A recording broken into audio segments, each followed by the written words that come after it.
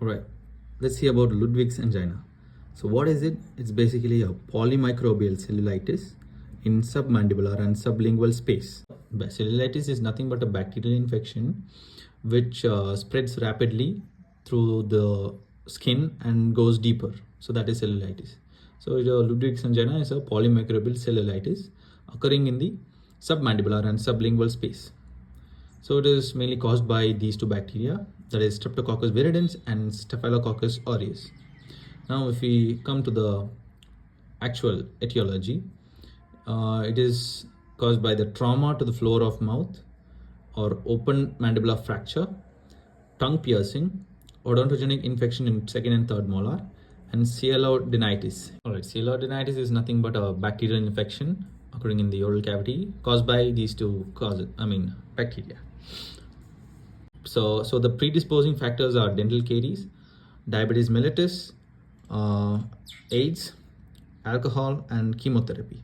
So these might lead to Ludwig's angina. And then coming to the clinical features, you should remember these 4 T's. That is tachypnea, tachycardia, toxicity, and trismus. And then there is dysphagia and dyspnea. Obviously, when there is a swelling in the neck, the airway will get blocked, so dyspnea, and there is difficulty in swallowing. Obviously, the esophagus will get obstructed. And these are like logical features. Next, there is bull's neck appearance because due to the edema that is formed. And then there is diffuse swelling and pain in the floor of mouth. Okay, makes sense. And there is fever as well as tenderness.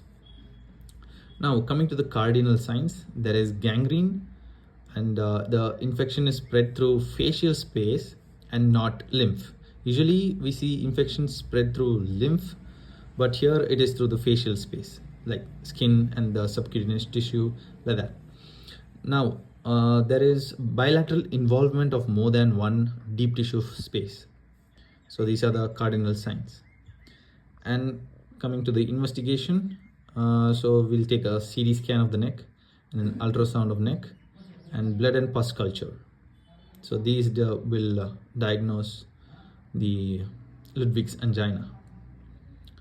So treatment is by tracheostomy and cricothyrotomy is done to make breathing easier, and antibiotics are given like ampicillin, metronidazole, and clindamycin.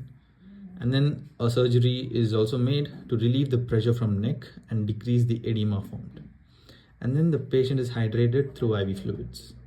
This is all about Ludwig's angina.